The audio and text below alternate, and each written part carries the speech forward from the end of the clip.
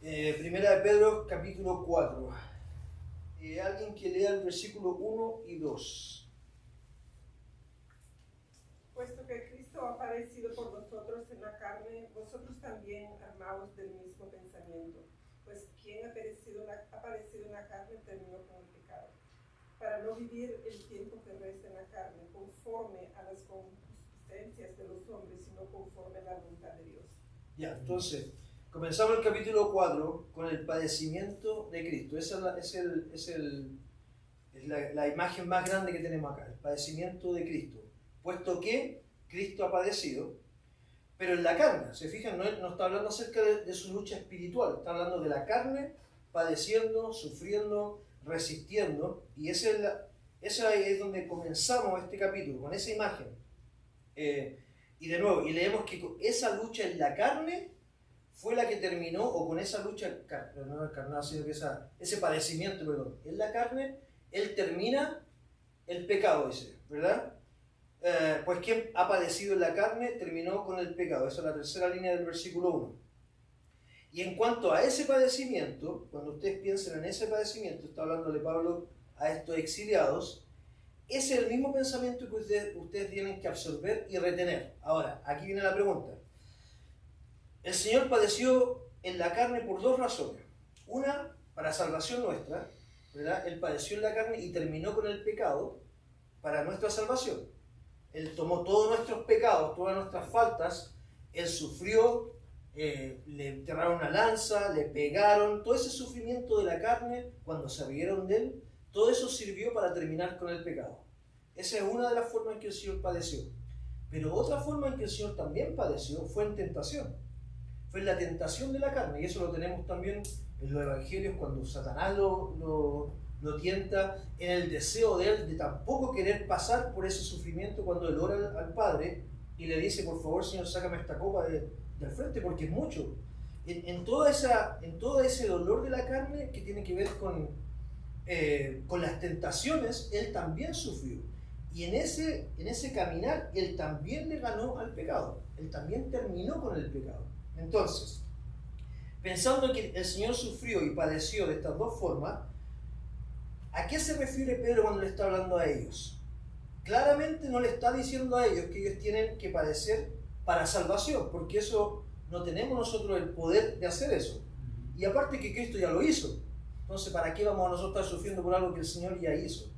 Entonces, por resultado, por conclusión, el punto aquí es cómo nosotros padecemos en la carne para terminar con nuestro pecado, con el que nosotros lidiamos, digamos, nuestro día a día. El sufrir, el resistir, el padecer en la carne para ganar esas batallas que nosotros vivimos en la carne. Porque el pecado se manifiesta en la carne, ¿verdad? Vamos a leer un versículo más adelante. Bueno, de hecho leámoslo al tiro, lo tengo acá arriba. El pecado no necesariamente comienza en el cuerpo, pero se manifiesta en el cuerpo. ¿Que alguien lea acá? ¿Este es el mismo que tengo aquí? No. ¿Puede? No. A ver eso nomás. No es. Ándale arriba. Entonces no lo puse. Ya, no lo puse. Santiago 1. Si quieren abrir sus Biblias, vayan a Santiago 1, versículo 13. Este versículo nos dice cómo se forma el pecado, cómo actúa el pecado, de dónde viene el pecado y cómo termina siendo pecado. Santiago 1, versículo 13, 14 y 15. Cuando lo tengan me avisan para leerlo. Versículo 13 a 15. Sí, pero esperemos que todos lo tengan para que podamos tener una visual del versículo. Santiago capítulo 1, versículo 13, 14 y 15. Santiago es James. Al principio me recuerdo Santiago y James, ¿de dónde sacan eso? Okay. Viene de Saint James. Santiago.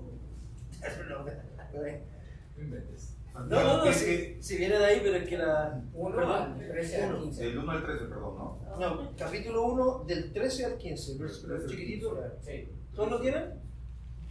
Dale. Ok. que nadie al ser tentado diga, es Dios quien me tenta, porque Dios no puede ser tentado por el mal, ni tampoco tienta él al nadie.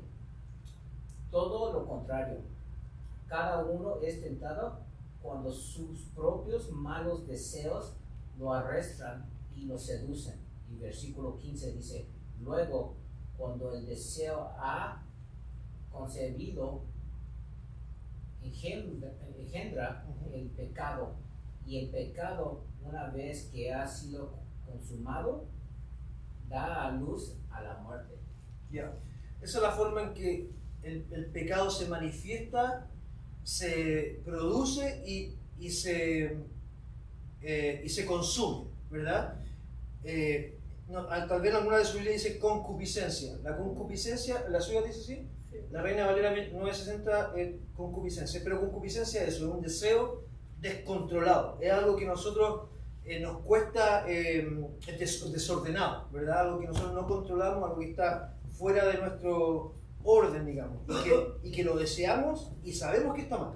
Eso es la concupiscencia, es un deseo por algo que está mal, ¿verdad?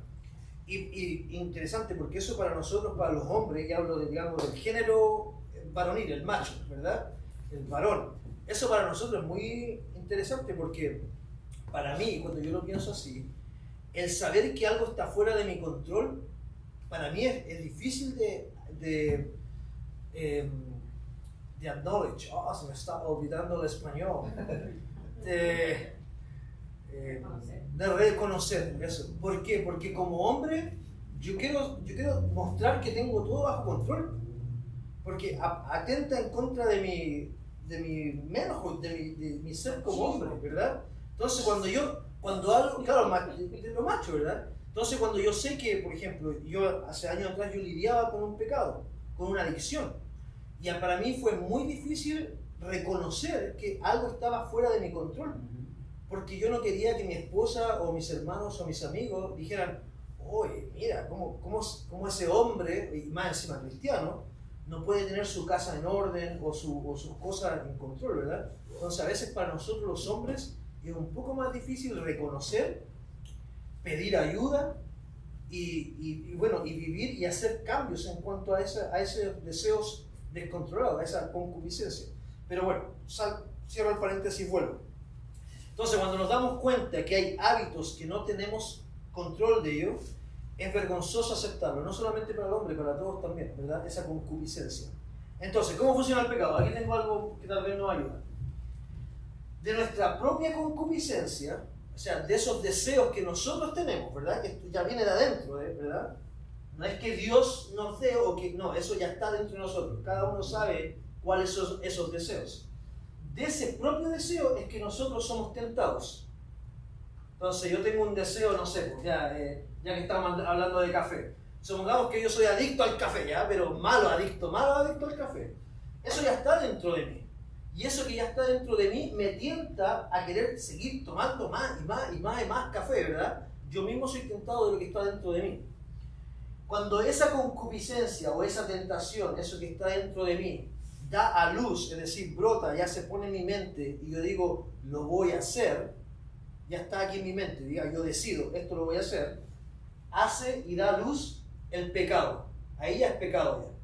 Y después que el pecado es consumado, trae muerte. Pero fíjense que el pecado ya está, ya no es que yo tenga que hacer el pecado para que sea pecado. Por eso es que el Señor le dice, ustedes cuando piensan en la mujer de su prójimo ya están pecando. No tienen que consumar el pecado, ya lo decidieron acá ya. Ya hay algo en la mente, ya es pecado. Porque ya la concupiscencia ya dio a luz el pecado. Eso es lo que dice el versículo. Leámoslo de nuevo para que no quede dudas.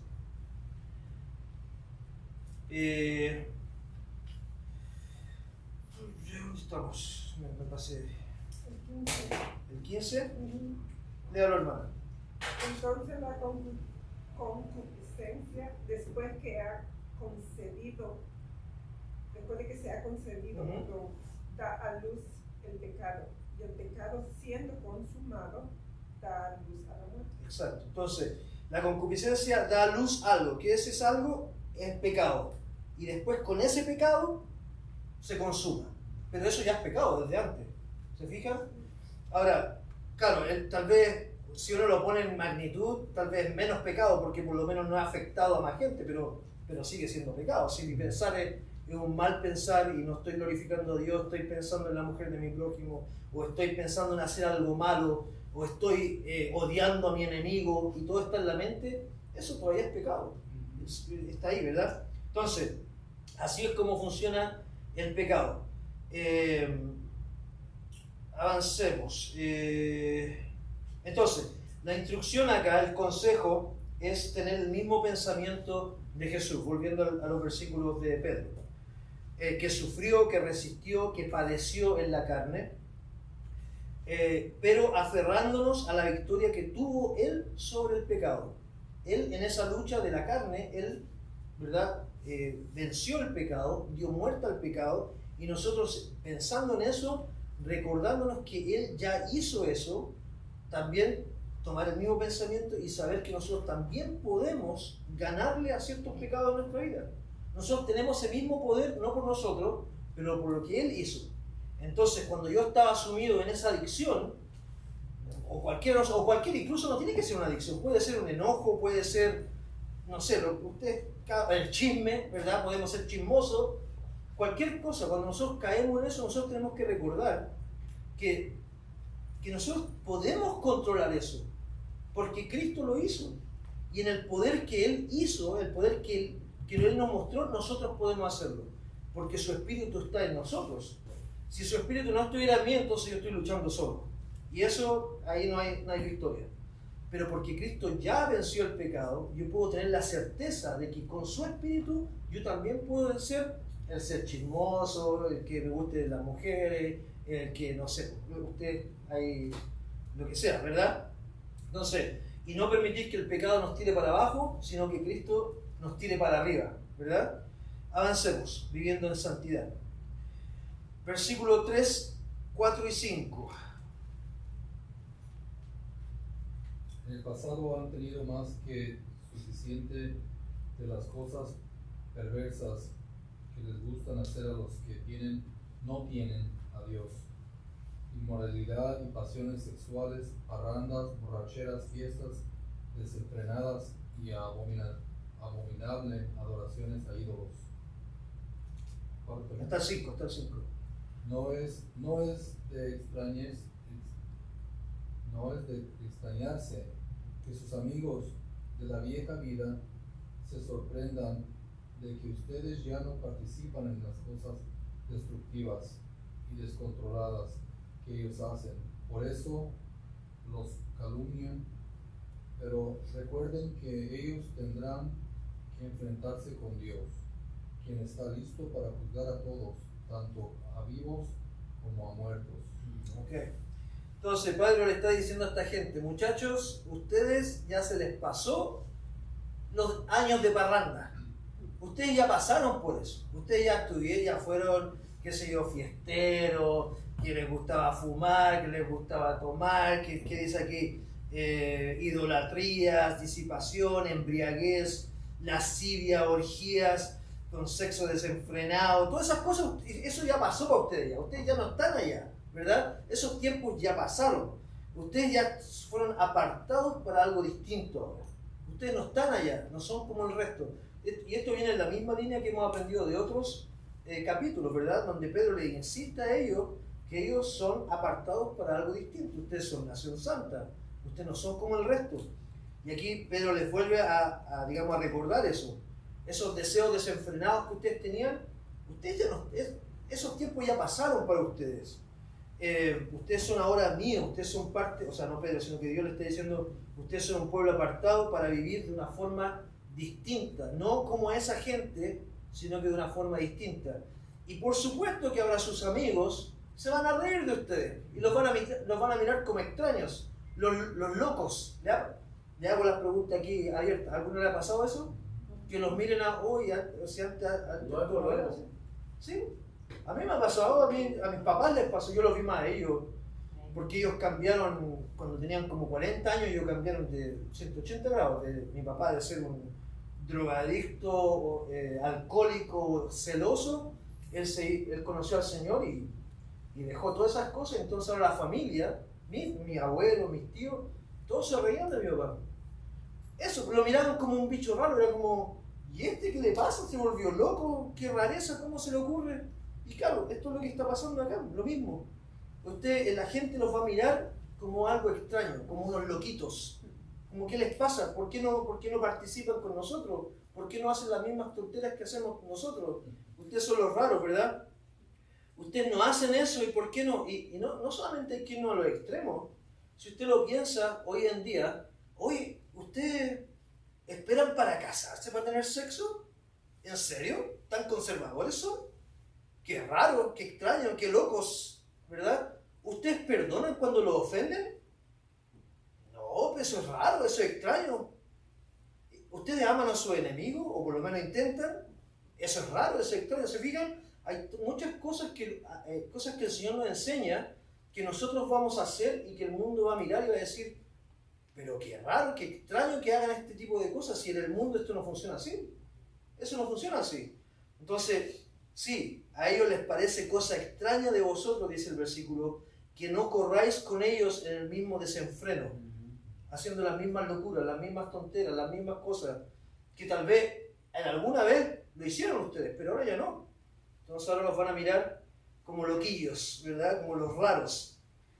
Demasiado tradicionales son ustedes, son muy conservadores, ¿verdad? Pero no es de conservador, es lo que el Señor me está pidiendo que haga. Y lo hacemos para dos cosas. Una, para glorificar a Dios, primero y ante cualquier cosa. Y dos, porque es para nuestro beneficio. Es para nuestro beneficio, es para tener una vida más abundante. Si las reglas, las instrucciones que yo pongo en mi casa para mis hijos, no es porque yo quiero oprimirlos, es porque yo sé que si ellos caminan dentro de esto, van a estar bien, van a estar a salvo, van a poder disfrutar una vida mejor. Pero si yo les digo hagan lo que quieran, es muy probable que se vayan a caer, se vayan a dañar, que vaya a tener una vida mucho más corta, ¿verdad? Y es lo mismo con el Señor. Él nos da instrucciones, leyes, mandamientos para que podamos disfrutar la vida de una mejor forma. Mucho más, para que tengamos una vida, para que tengamos una vida abundante, ¿verdad? Entonces, lo hacemos, somos distintos para la gloria de Dios, pero también para nuestro propio beneficio, para disfrutar una vida más abundante. Y aquí ahora, el versículo 6, el versículo que yo les decía que podría ser un tanto confuso o difícil como el otro, pero realmente no es tan complicado, pero podría ser. Entonces, vamos a leer en contexto desde el versículo 4. Voy a repetir todo el versículo 4, 5 y 6 para que sea un poco más fácil de entender. Y está acá en la pantalla si lo quieren leer acá. Dice así: a estos les parece cosa extraña que vosotros no corráis con ellos en el mismo desenfreno de disolución y os ultrajan. Esas personas que se ríen de ustedes os ultrajan. Pero ellos darán cuenta al que está preparado para juzgar a los vivos y a los muertos. Y aquí viene el versículo. Porque por esto también ha sido predicado el Evangelio a los muertos, para que sean juzgados en carne, según los hombres, pero vivan en espíritu, según Dios. Entonces aquí tenemos otro versículo que pareciera hablar acerca de que Dios le está predicando a los muertos, ¿verdad? Ahora, ¿cómo entender este versículo? Y les voy a ser honesto, estuve toda la mañana tratando porque yo tenía otra idea de este versículo. Estuve toda la mañana craneando, pensando, lo di vuelta, lo miré en inglés, lo miré en español, me fui al original, salí, pero ya le encontré la vuelta. Y estoy feliz de compartirlo con ustedes. Aquí está. Entonces, lo primero que hay que entender es que aquellos que se reían de ustedes, dice el versículo, aquellos que se mofaban, que piensan que ustedes son algo extraño, aquellos que ultrajan, o los que los ultrajan a ustedes, esos tendrán que dar cuenta a Dios, ¿verdad? Eso dice el versículo 5. Sí, pero ellos darán cuenta al que está preparado para juzgar. Está hablando de esas personas, de las personas que miran de afuera y nos juzgan. Ellos van a tener que dar cuenta al Señor. Entonces, vamos a poner un pin en eso. Ellos ya están tienen que prepararse para dar cuentas a Dios. Van a ser juzgados por lo que están haciendo, por reírse de los hijos de Dios. Eso ya opina, ya listo. Eso ya está establecido. Entonces, ¿quiénes son estos muertos? ¿De quién Dios está hablando acá? ¿Quiénes son estos muertos que podrían vivir en espíritu? Si esos de arriba ya están juzgados por lo que hicieron, ya van a tener que dar cuenta. ¿Quiénes son?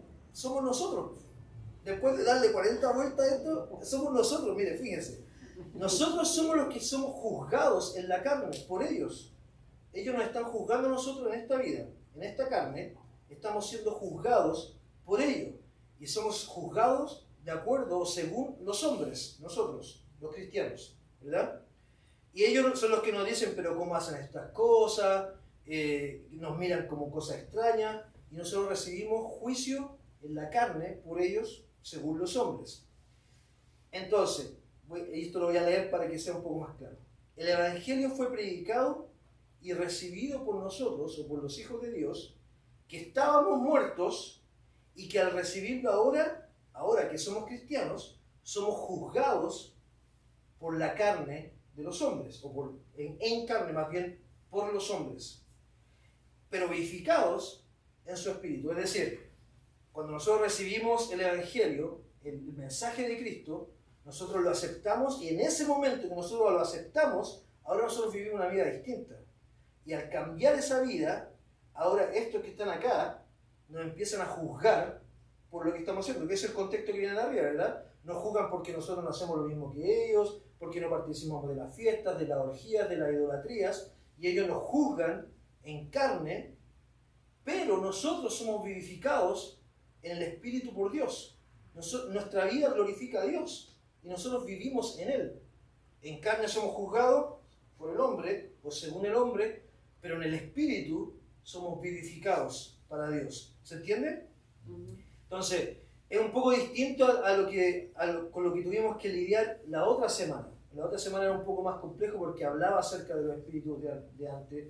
Esto es un poco más claro porque en el contexto se puede entender un poco mejor que está hablando acerca de aquellos que ya nos estaban juzgando, ¿verdad?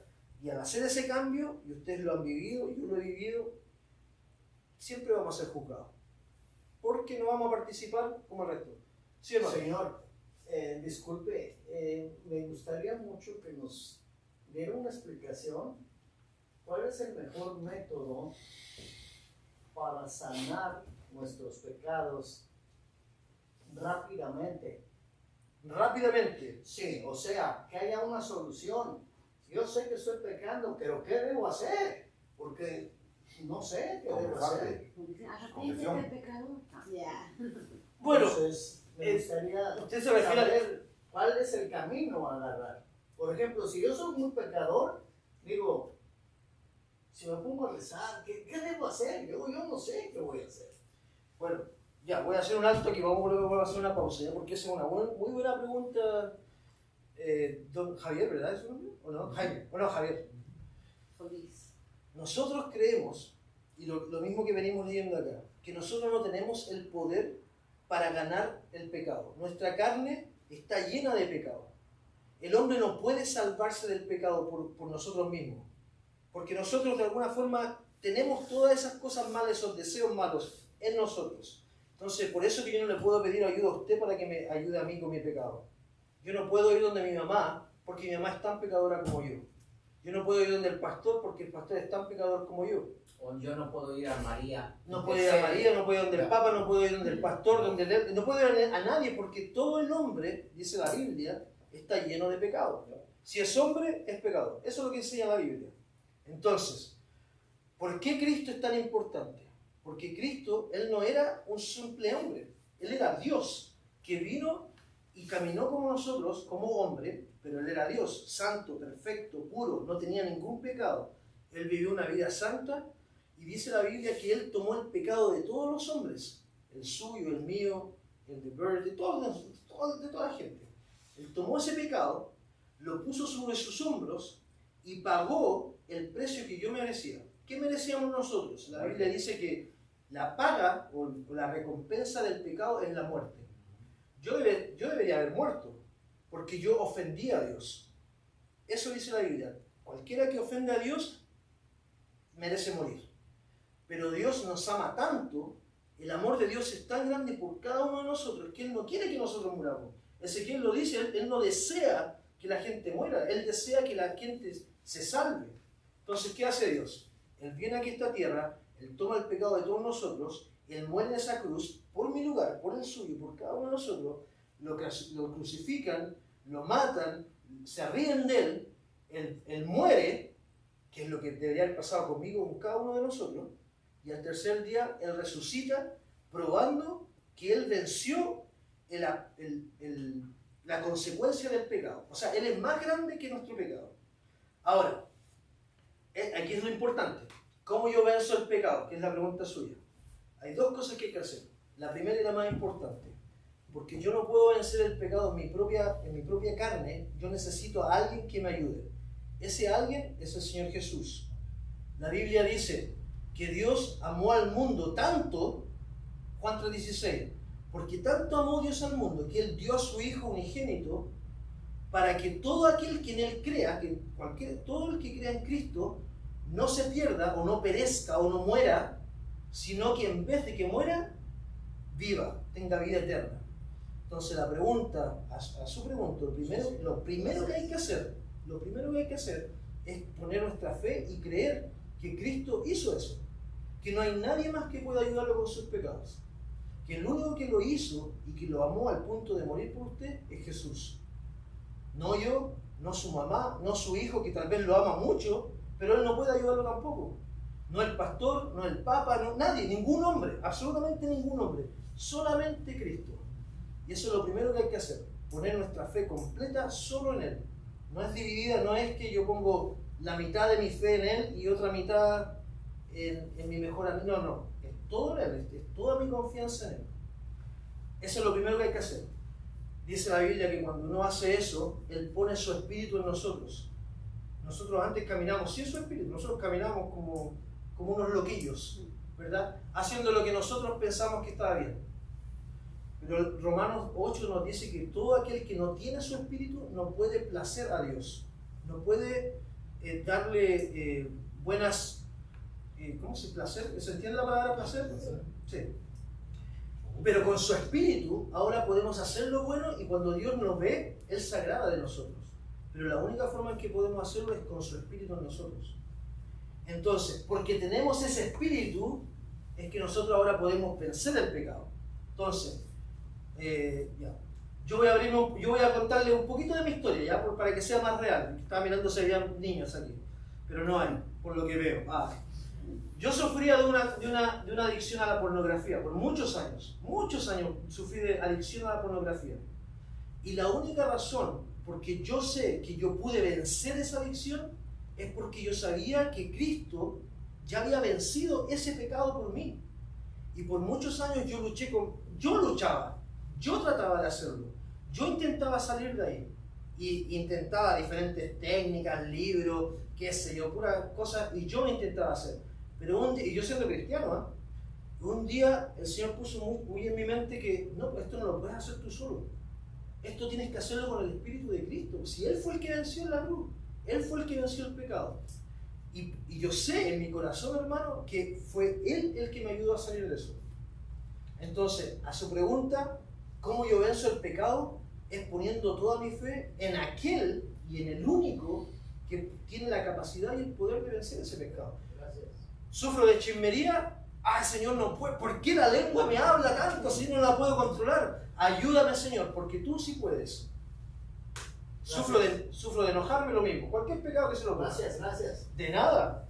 Pero gracias al Señor que es lo que hizo por nosotros, porque si no estaríamos todavía todos en el mismo problema. Ya, avancemos entonces. Buena pregunta, hermano. ¿A dónde íbamos? En el 7 ya. Más el fin de todas las cosas se acerca. Sed sobrios y velad en oración, dice. En el 7, ¿verdad? Ya. El fin de todas las cosas. El fin de, no de algunas, sino que ahora se está hablando de todas las cosas. Aquí se está anunciando el fin de todo lo que existe, ¿verdad? Y ustedes podrían decir, pero pastor, ¿sabe que el fin de todas las cosas se acerca, pero pastor, ya han pasado 2000 años ya? ¿Cómo que no, parece que no está tan cerca? Bueno, pero sí, es cierto, ha pasado mucho tiempo, pero recordemos lo que dice 2 de Pedro, vamos a llegar a ese versículo, pero voy a leérselo ahora, ahí está arriba. 2 de Pedro 3. Mas, oh amados, no ignoréis esto, que para con el Señor un día es como 1000 años, y 1000 años como un día. El Señor no retarda su promesa, según algunos la tienen por tardanza. Aquellos que piensan que se está demorando mucho, no, eso no es cierto, dice ahí. Sino que es paciente para con nosotros, no queriendo que ninguno perezca, eso es lo que estamos hablando recién. Ese no es el deseo del corazón del Señor, sino que todos procedan al arrepentimiento. Pero en el día del Señor vendrá como ladrón en la noche, en el cual los cielos pasarán con grande estruendo, y sus elementos ardiendo serán deshechos, y la tierra y las obras que hay en ella serán quemadas. Entonces, ¿se está demorando el Señor? Para nosotros pareciera que sí, porque son 2000 años. Pero si un día son como 1000 años para el Señor, ¿cuántos días han pasado para el Señor? 2 días, ¿no? 2 días. Para el Señor han pasado 2 días, así que tal vez no se ha demorado tanto, ¿verdad? Y por otro lado, entendemos que si se está demorando, entre comillas, es porque está siendo paciente. Está siendo paciente en ese amor que Él tiene por el mundo. Está esperando, ya muchachos, arrepiéntanse. ¿Qué es lo que hizo con el pueblo de Israel? ¿Se acuerdan que les comenté esto en el pasado? Con el pueblo de Israel, Dios le decía a Israel, arrepiéntanse, arrepiéntanse. Por 400 años le estuvo diciendo a Israel, arrepiéntanse, arrepiéntanse, vuélvanse a mí, vuélvanse a mí. 400 años, imagínense. Hasta que el Señor dijo, enough. Y juicio vino, y los que no se arrepintieron tuvieron que pagar por eso. Ahora, el Señor, después de Cristo han pasado 2000 años. ¿Y el Señor qué está haciendo? Siendo paciente. Ya, muchachos de California, arrepiéntanse. Los de Perú, arrepiéntanse. Los de allá, los de México, todo, arrepiéntanse. Pero va a venir un momento donde el Señor va a decir, enough. Enough is enough. Y ese juicio va a venir y no va a ser como el que ocurrió a Israel. Este juicio que viene va a acabar con todas las cosas. Aquí sí que se acaba todo. Con Israel vino juicio sobre ellos solamente. Pero este que viene, that's it, this is it. No hay nada más después de esto. Así que este es muy distinto. Y el que no se arrepintió, el que no se volvió a Dios, lo que se viene no es bonito, ¿verdad? No va a ese infierno que a veces vemos en las películas donde están todos bailando, pasándola bien. Ese no es el infierno que nosotros encontramos en la Biblia. Es un lugar donde es constante sufrimiento, donde mueren eternamente. Piénsense ustedes la idea de morir eternamente, sufrir eternamente. Eso no es un lugar muy bonito de pensar, ¿verdad? Entonces aquellos que piensan que irse al infierno no es tan malo porque van a estar en parranda, no es lo que el Señor enseña. Eso no va a ser así. Así que, y dice, sed sobrios y velad en oración. ¿Qué significa ser sobrio? Que tengan una mente clara, que puedan pensar, que puedan razonar, que tengan sus 5, ¿cuántos sentidos son? ¿7 o 5? 5 ya. Gracias, es que yo tengo 2 más. Es decir, que los chilenos tenemos 2 más. Después se los vendo. Los 5 sentidos. Que tengan sus 5 sentidos, que puedan razonar bien, que no haya nada que les nubre la mente, ¿verdad? Sed sobrios y estar en oración. Y esa oración significa estar dependiente de Dios, de saber que nosotros necesitamos a Dios. Yo hace muy poco tiempo me di cuenta que mi vida de oración muestra mucho mi relación con Dios. Si yo no oro, lo que estoy diciendo es que yo no lo necesito. Cuando yo no oro, no necesito de Dios. Pero cuando yo oro, es una señal, un símbolo de que yo dependo de Él, que lo necesito en mi día a día, en mis decisiones, ¿verdad? Y ante todo, dice, versículo 8, tened entre vosotros ferviente amor, porque el amor cubrirá multitud de pecados. Esto llama a la unidad. Ante todo, busquen el amor, tengan unidad, tener entre vosotros ferviente amor. Esa palabra ferviente significa algo que no cesa, algo que no para, algo que no se detiene, que está en constante fluyendo, algo. El original tiene la idea de algo que se estira y que se estira y que se estira y que nunca acaba. Usted lo puede estirar por siempre. Esa es la idea en el original. Algo ferviente que siempre está ahí. ¿Y por qué esto es importante? Porque el amor cubrirá multitud de pecados, dice el versículo ahí. Y por muy difícil que sea para nosotros perdonarnos, a veces entre nosotros, cuando nos ofenden o cuando nos hacen mal, yo sé que a veces es muy difícil perdonarnos el uno a otro por las acciones, etc. Por muy difícil que sea para nosotros hacer eso, siempre tendremos algo que en Chile le llaman una piedra, no, aquí también, una piedra en el zapato, algo que molesta, ¿verdad? ¿Y qué es eso? Eso que nos va a molestar cuando nosotros no queremos perdonar al otro. Usted se va a sacar el zapato y va a encontrar una piedrecita, que es lo que Cristo hizo con nosotros. Eso es lo que me va a molestar, en el buen sentido de la palabra. ¿Por qué? Porque si Cristo me perdonó a mí, que yo lo ofendí a Él, que yo hice todo lo malo en contra de Él, y Él fue capaz de amarme y perdonarme, eso a mí me va a molestar en el buen sentido, para darme cuenta y pensar, pucha, yo no puedo perdonar a mi hermano, y yo no puedo amar a mi hermano si yo ofendí al Creador de todas las cosas, y no soy capaz de perdonar a mi hermano por una ofensa. El amor cubrirá multitud de pecados. ¿Por qué tú se sigue apagando? Te perdono, está bien.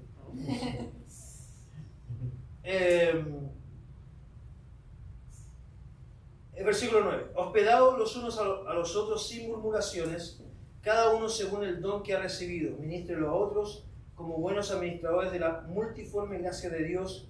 Si alguno habla, hable conforme a las palabras de Dios. Si alguno ministra, ministre conforme al poder de Dios, que Dios da, para que en todo sea Dios glorificado por Jesucristo, a quien pertenecen la gloria y el imperio por los siglos de los siglos. Amén. En otras palabras, trabajen juntos, muchachos. Ocupen sus dones, y si tú tienes este don, ocúpalo para la gloria de Dios. Si tú tienes este don, también apóyense, anímense, unan sus fuerzas, creen unidad para el trabajo del Señor.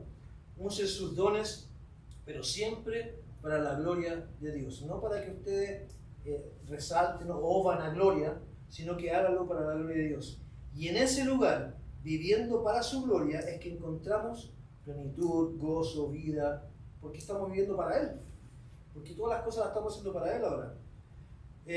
Nuestra carne, lamentablemente, no nos puede ofrecer nada de esas cosas. No nos puede ofrecer paz, no nos puede ofrecer gozo, simplemente el Señor. Por eso que vivimos para la gloria de Él. Apóyense en sus dones, háganlo, no para vanagloria, sino para la gloria de Dios.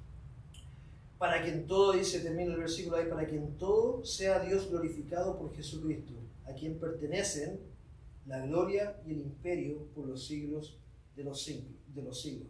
La gloria no nos pertenece a nosotros, no debería al menos, aunque alguien quiera pretender tener gloria, eso no nos pertenece a nosotros, eso pertenece a Dios, siempre, ¿verdad? Entonces cuando nosotros buscamos gloria, de alguna forma lo que estamos haciendo es robar algo que le pertenece a Dios, porque la gloria le pertenece a Él. ¿Se fijan? Y definitivamente no queremos hacer eso. Versículo 12. Amados, no os sorprendáis del fuego de prueba que os ha sobrevenido como si alguna cosa extraña os aconteciese, sino gozaos por cuanto sois participantes de los padecimientos de Cristo, para que también en la revelación de su gloria os gocéis con gran alegría. Si sois vituperados por el nombre de Cristo, sois bienaventurados o felices, de otra palabra, porque el glorioso Espíritu de Dios reposa sobre vosotros. Ciertamente de parte de ellos Él es blasfemado, pero por vosotros es glorificado. Muchachos, estas pruebas que ustedes están pasando allá en el exilio, con este sufrimiento, todo eso que están pasando ustedes en los padecimientos, no debería sorprenderles. ¿Por qué les sorprende? ¿Por qué es sorpresa para ustedes? Pedro le está diciendo a ellos que están pasando por sufrimiento. Esto ya deberíamos saberlo todos, que es parte del paquete, ¿verdad? Esto viene como parte de ser ahora hijos de Dios. Ustedes deberían saber que momentos como estos van a venir, especialmente cuando saben que estamos caminando en contra de la corriente. Fíjense, cuando el mundo viene para acá, nosotros vamos para allá. Entonces, por supuesto que vamos a tener problemas. Cuando nosotros decimos esto está mal, el mundo dice, no, esto está bien. Cuando nosotros decimos, no, esto está bien, ellos dicen, no, eso está mal. Siempre vamos a ir en contra de la corriente. Chocando, teniendo problemas por nuestra ética, por nuestra moral, por nuestras convicciones, por nuestras creencias. Y eso va a crear problemas, eso va a crear sufrimiento, padecimiento. Yo sé de hermanos que han tenido problemas en el trabajo, muchachos que han tenido problemas en las escuelas, cuando ellos tienen que presentar sus trabajos, sus tesis, porque ellos tienen sus convicciones en Cristo y tienen que pasar por sufrimientos. Pero el Señor, Pedro está diciendo, no se sorprendan que eso va a pasar, si eso va a ser así. Ustedes están yendo en contra de la corriente del mundo. Eso va a pasar. Pero dice, gócense con alegría. Me encantó esa parte, es como reabundar en lo mismo, ¿verdad? Es como que no dice gócense nomás, o dice tengan alegría, no, dice gócense con alegría. Gócense con alegría. Miren la abundancia de gozo que Pedro está hablando aquí. Como que agranda, digamos, la foto aquí, o el picture. Ese gozo, porque el gozo es algo que viene de Dios, que viene de adentro, ¿verdad? Es algo profundo, interno, porque viene de Dios. Ese gozo que viene acá adentro, que uno tiene a pesar de las pruebas, que se demuestre en lo exterior con alegría también, ¿verdad? Que no sea un gozo simplemente que está apagado, sino que se demuestre con la alegría, una emoción. La alegría es algo que se expresa, ¿verdad? El gozo es algo más interno que viene de Dios. Gócense con alegría, dice ahí. Si alguien les ofende, si alguien les juzga, si alguien les vitupera, no sé si todos tienen esa expresión ahí, pero vituperar es recibir críticas. Recibir críticas cuando la gente es dura con ustedes o con nosotros, eso es recibir una vituperancia o que alguien los vitupere. Cuando hacen juicio de ustedes y son severos, son duros, ¿ya? Si alguien hace eso con ustedes porque ustedes están siendo correctos en su manera de vivir, realmente ellos están siendo severos o juzgando a Dios. Eso es lo que está diciendo el versículo. Vamos por atrás. Al final dice, ciertamente de parte de ellos, Él es blasfemado, pero vosotros, ciertamente de parte de ellos, de aquellos que hacen crítica, de la gente de afuera, Él, Cristo, el Señor, Él es blasfemado. Pero por vosotros, por nosotros, por sus hijos, los que hacen lo recto, Dios es glorificado. Entonces, los de afuera blasfeman a Dios, critican a Dios cuando nos critican a nosotros, pero con nuestro actuar, con nuestro buen actuar, con nuestro actuar recto, Dios es glorificado. Esa es la idea de ahí del versículo 14 al final. Terminemos, versículo 15 al 18. Así que ninguno de vosotros padezca como homicida, o ladrón, o malhechor, o por entremeterse en lo ajeno.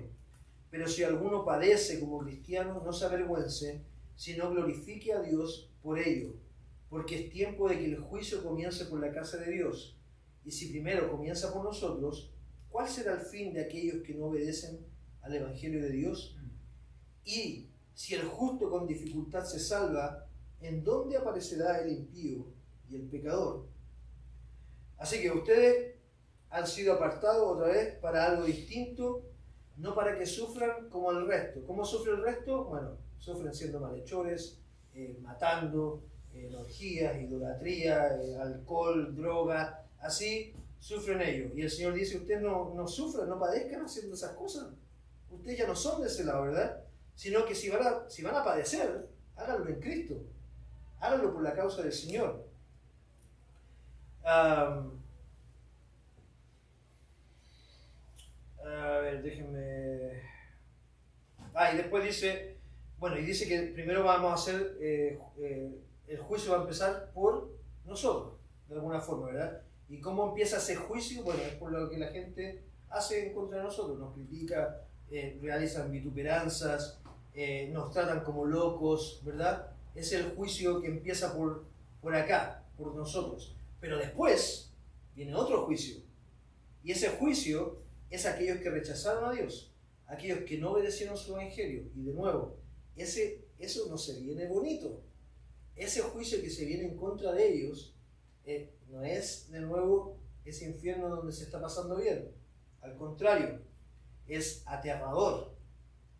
Esa es la forma en que describe la Biblia el infierno. Es algo aterrador, que no se lo, ni a mi peor enemigo se lo deseo, ¿verdad? Por eso que Dios no quiere que nadie vaya a ese lugar. Por eso que Dios está siendo paciente, porque quiere que todos se salven, que se arrepienten, que nadie se vaya a ese lugar.